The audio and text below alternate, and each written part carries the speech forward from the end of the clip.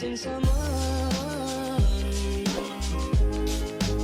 Love with all your heart. Missing someone. Love with heart.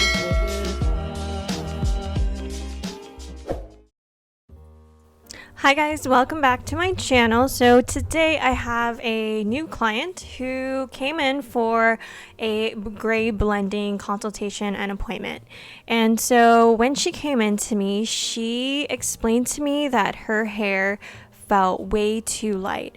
And so there were some things that we needed to consider as far as what we could do.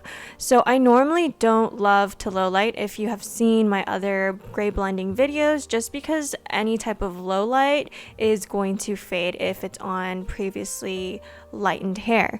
And she insisted that she did want to go darker, that she really did not want to add any highlights because she just felt a little too blonde. So today we are going to be doing a low light placement, and then I'm going to be toning out the yellow to a more darker, I would say more medium gray tone, so that she doesn't feel so blonde.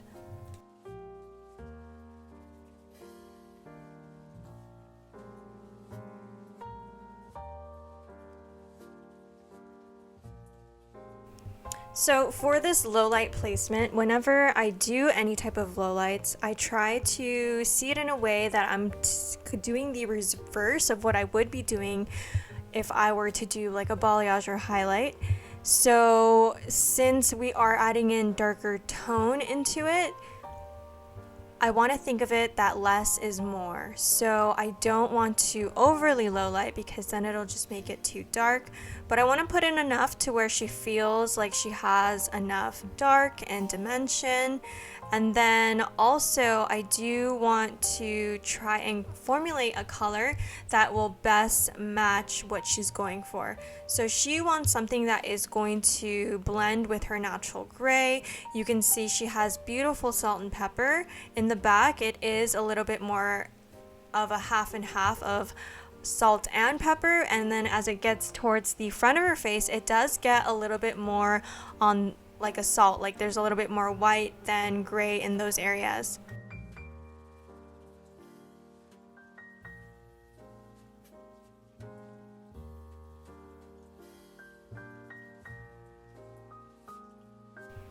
So for my low light formulation, I wanted something that wasn't going to be too dark because she is more gray, and I wanted it to match as best with her gray pattern as much as possible. So I am going in with the Danger Jones gloss toners. And for my formulation, I mixed up their 6-01, which is going to be a level 6 natural ash. And the natural ash is there to help make it ashier to blend with the gray. And then the natural is also there because I am painting it onto her virgin gray hair. And so hopefully in those areas, after we've put heat on it for about 10 to 15 minutes minimum, hopefully those areas will help blend her gray a little bit. So when you place a demi-permanent under heat, it can have the ability to blend gray, and what that means is it doesn't technically cover the gray like a permanent color would, meaning there wouldn't be a harsh line of demarcation. It would just slightly translucently cover some of the gray. And so when it does that, it gives it almost like the gray looks like a highlighted look rather than a fully covered look or just full on didn't cover.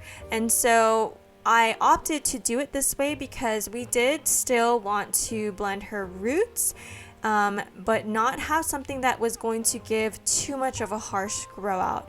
And so that is why I'm going in with the level 6 natural ash, and I feel like this will be perfect as far as blending the gray and then toning out the warmth in her hair, but also keeping it on the darker side, because she is about, I would say, her highlights are lifted. Some of them are lifted to about a level 9 and 10. And then you see there's like a darker color in between her highlights.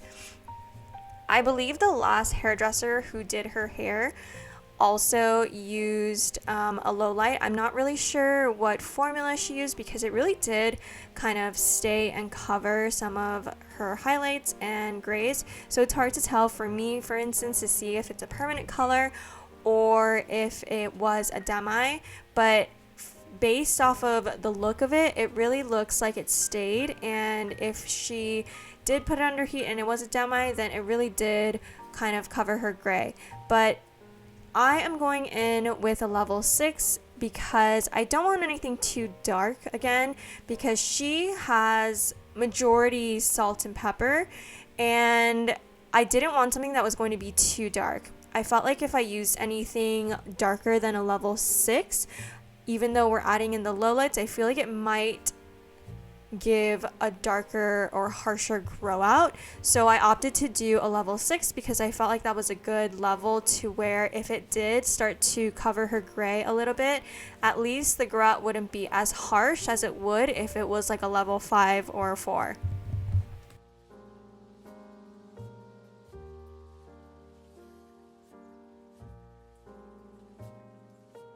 So as I'm lowlighting her, I did a detail hairline around the nape, and then I take my center parting just like I would if I was doing a highlight or balayage.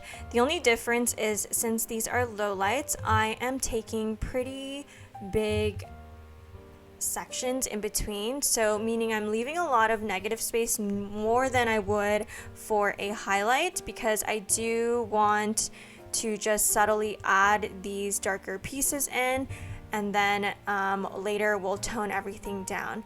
And then as I'm working towards the front there, I am not going to really hit her front area, because I noticed she has more white around her hairline, and I asked her if she wouldn't mind if that area stayed on the lighter side, because she naturally is lighter there. So I am just going to leave that as a whole.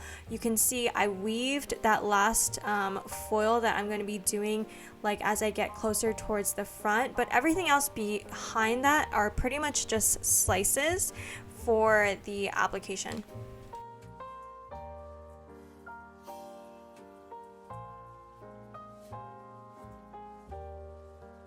So since I left that front area out, I am also leaving a bit of a bigger space around the hairline, even on the sides too, and I did weave that to just kind of soften and add a little bit of subtle dark there.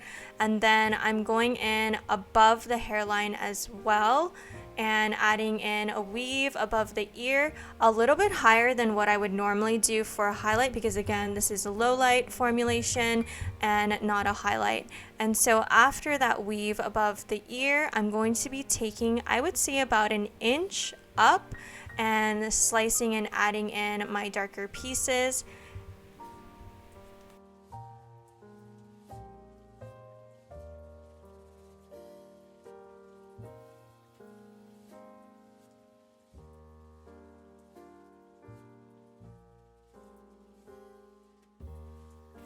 So once I'm done foiling her whole head, I will be placing her under the dryer for about like 15 to 20 minutes, because again, I do want this demi to kind of blend her gray at the root, because she said she wanted to be overall darker. She felt like her gray and her hair growing in, and overall just her hair in general, was a little too light. So we are just adding a bit more dimension to kind of give her that darker effect. And then later, after the lowlights are done processing, I'm going to be going in and toning her.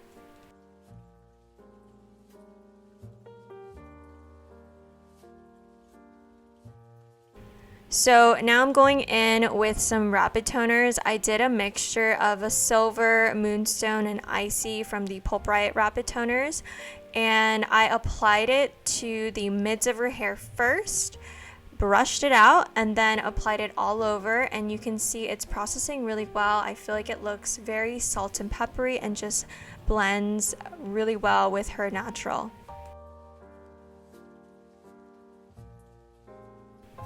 And then here is just a close-up of what the toner looked like as it was processing.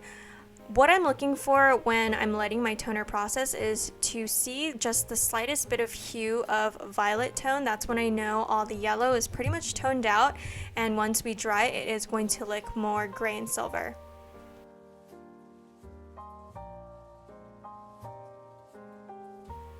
Alrighty guys, so here is the finished look. She absolutely loved the way that this came out. She loved the fact that she did feel darker and a little bit more blended and on the grayer side. So a little thing, when this fades out, the lowlights will tend to fade. They will tend to fade on the tannish beigey side because it is a demi-permanent, and the toner that is giving that gray hue also will fade and will fade into kind of like a blonde, ash blonde tone.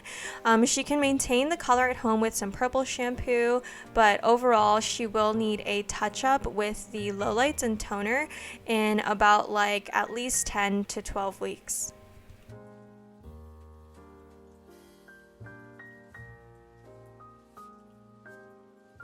Alrighty guys, that is it for this week's episode. Thank you guys so much for watching and tuning in, and as always, I will talk to you guys next week.